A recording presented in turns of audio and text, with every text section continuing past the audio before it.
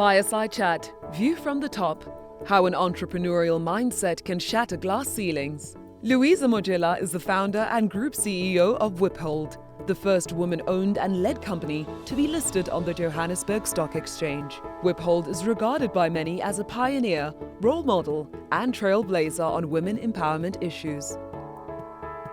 Louisa, ma'am, such a great honor to have you with us this year. I would just like to, first of all, wish you a happy International Women's Day, and I trust that your day has been pleasant so far.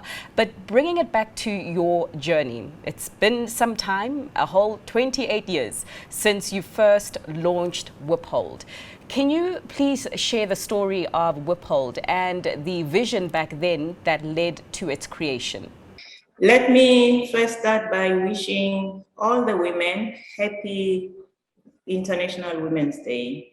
And I think it is fair to also wish all the men who always are behind, supporting all of us as women. Men, our husbands, our sons, uncles, and so on. So happy Women's Day to all of us. We started Wiphold, Women Investment Portfolio Holdings, in 1994.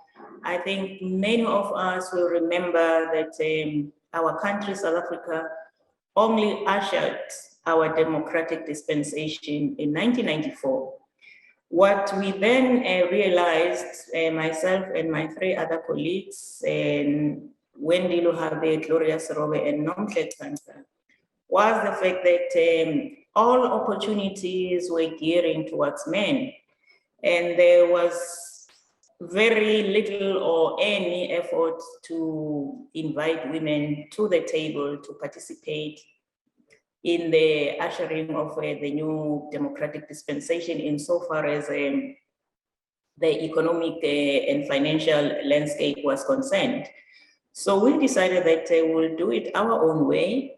We will establish Wiphold, and the fact that we named it Women Investment Portfolio Holdings was based on the fact that we wanted to bring all South African women and the neighboring countries which are part of the common monetary currency to the fore, because we took a view that as women, irrespective of whether we were black or white, we were all subjected to discriminatory rules.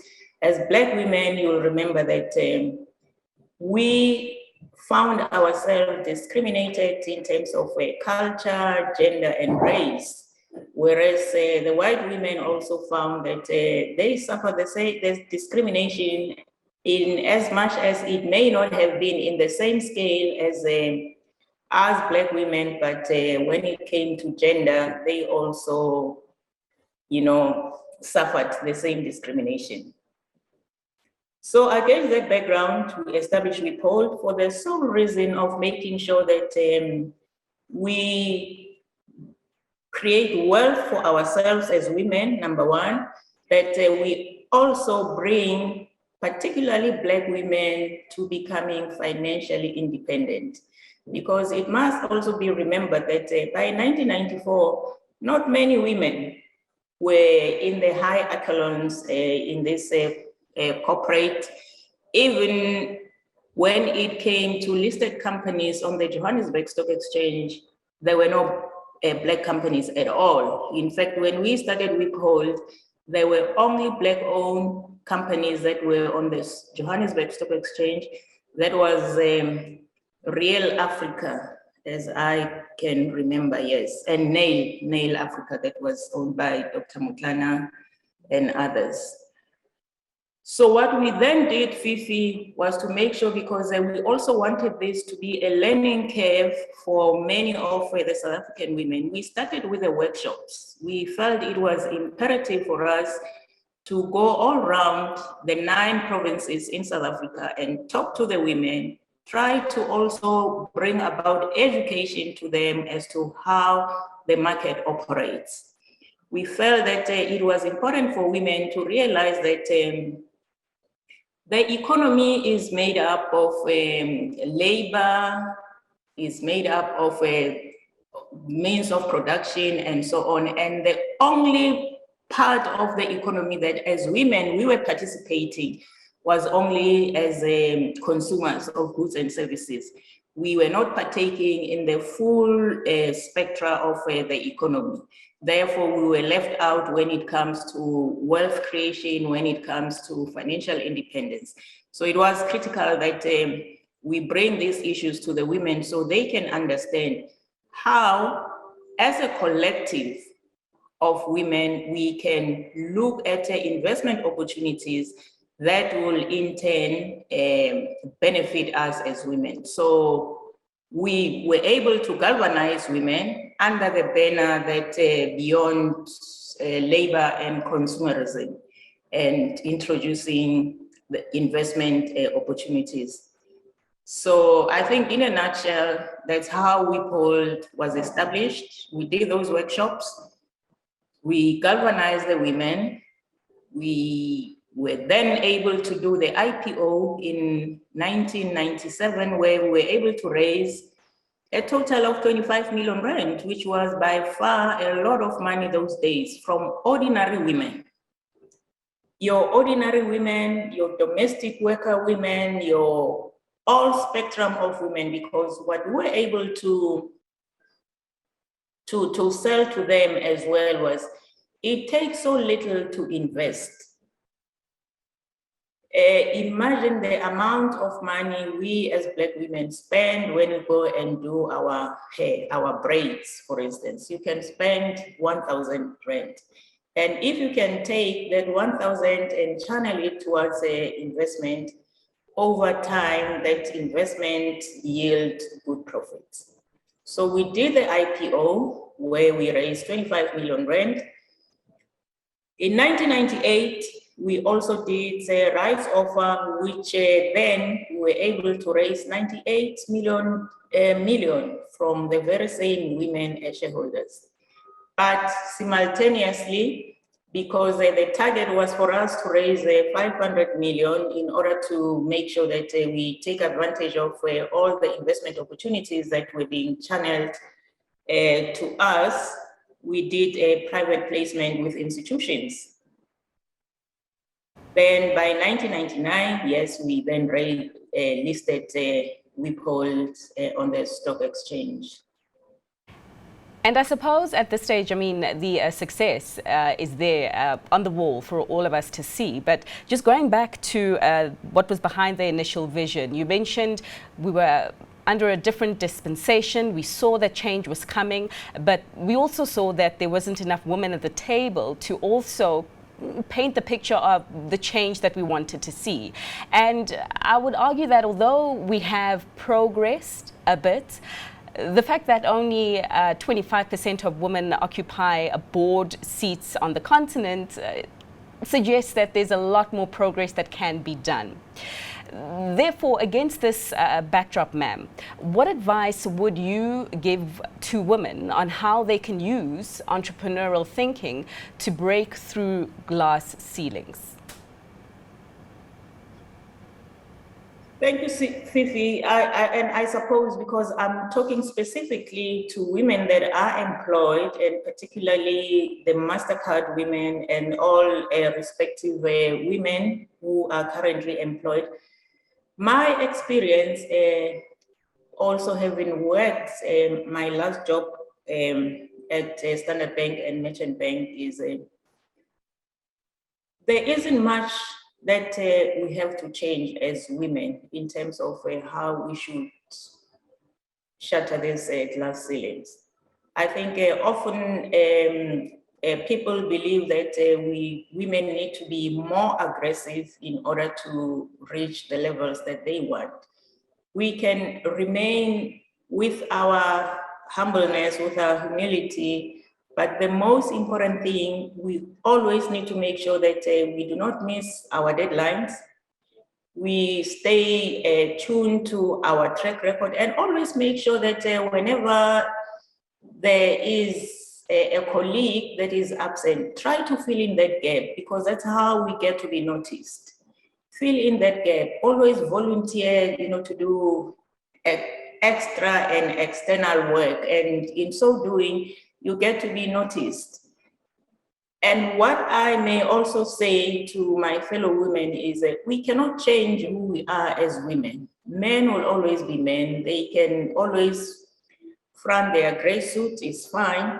We must also feel comfortable in our femininity, in our,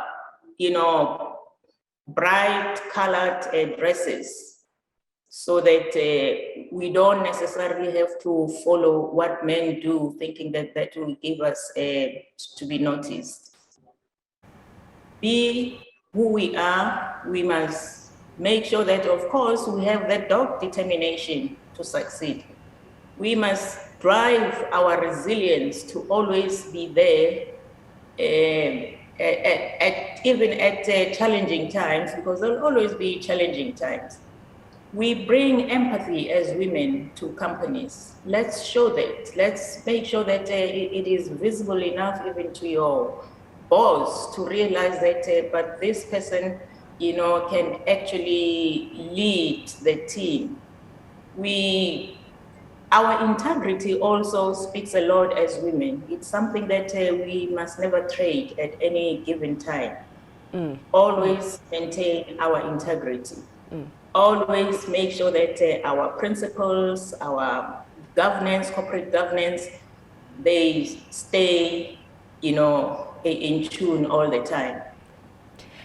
It's interesting that you emphasize the importance of being authentic and even being feminine in how you show up and the bright colors that you and I are both wearing today.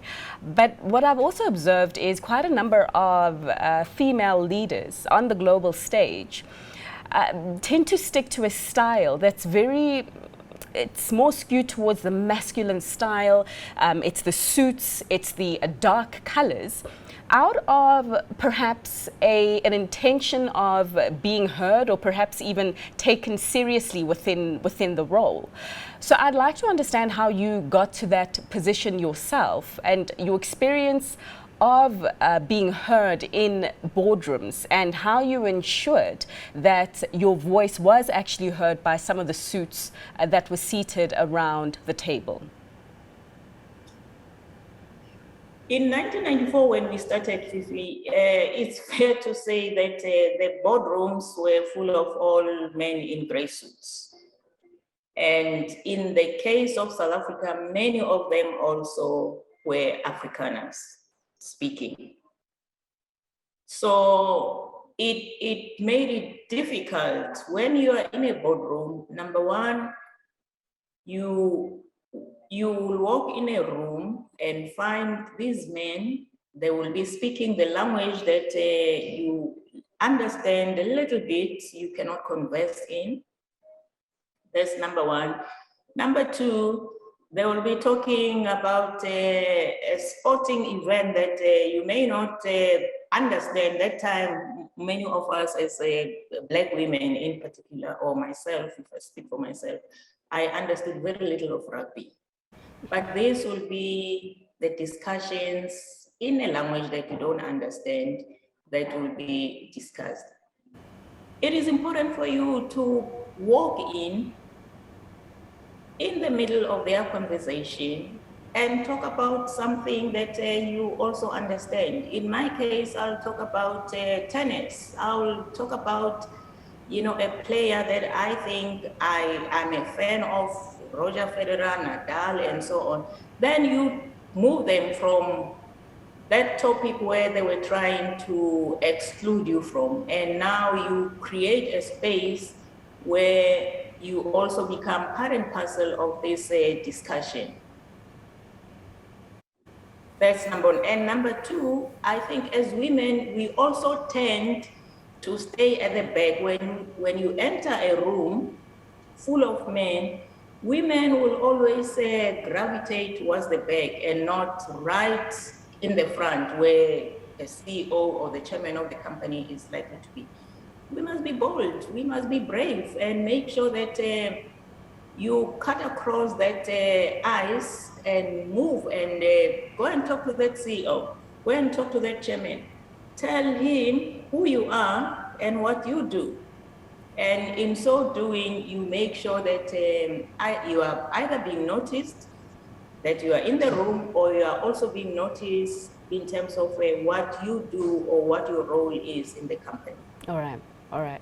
Great advice. I totally relate there to being one of the women who tend to stay at the back of the room. But I think that from now on, once COVID is officially over, I'll definitely make my way to the front seat and be bold and be brave, as you do say. We've got a question that has come from one of our audience members today, Nevada Govero. And ma'am, she's asking, just looking back on your spectacular career path, what key advice do you have for professional women in their 40s?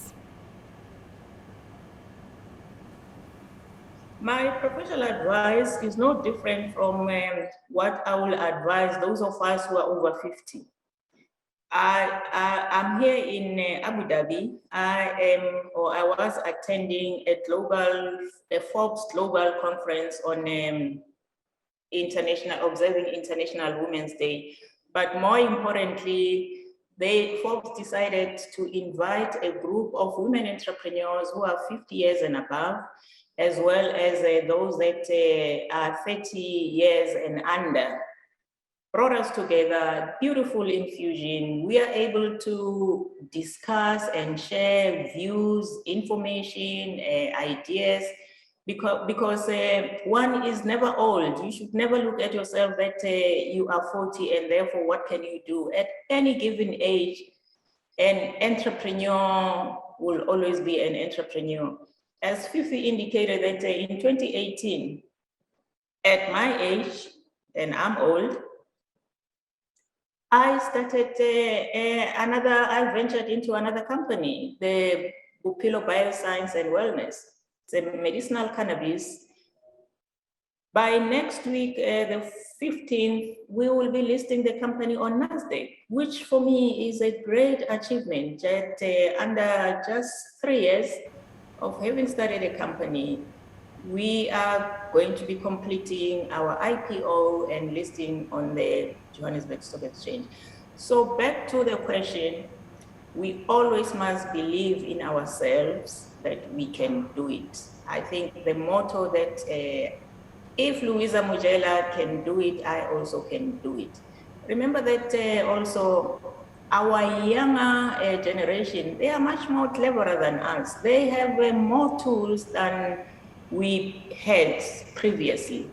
So grab the opportunities that are presented in front of you and make use of it. As I say, that dogged determination, that resilience, that belief in yourself, it's very important. Never doubt yourself. If you believe that you want to follow a certain path, go for it. Mm-hmm. And ma'am, just as a woman who has made it and is admired across many corners and corridors, how important do you think it is for women like yourselves and other female executives who have managed to climb the corporate ladder to look back and to lift others up with them? I always believe, Fifi, and it's also a Wiphold stance, that those of us who have achieved a certain level within the corporate ladder, we must never be afraid to support and uplift those that come behind us, because we must also have a mantra that says those who come after us must transcend us. It is our responsibility to mentor them, to support them, to give them all the tools that they require to achieve what we may not have achieved. We must assist them to climb, that self-actualization step.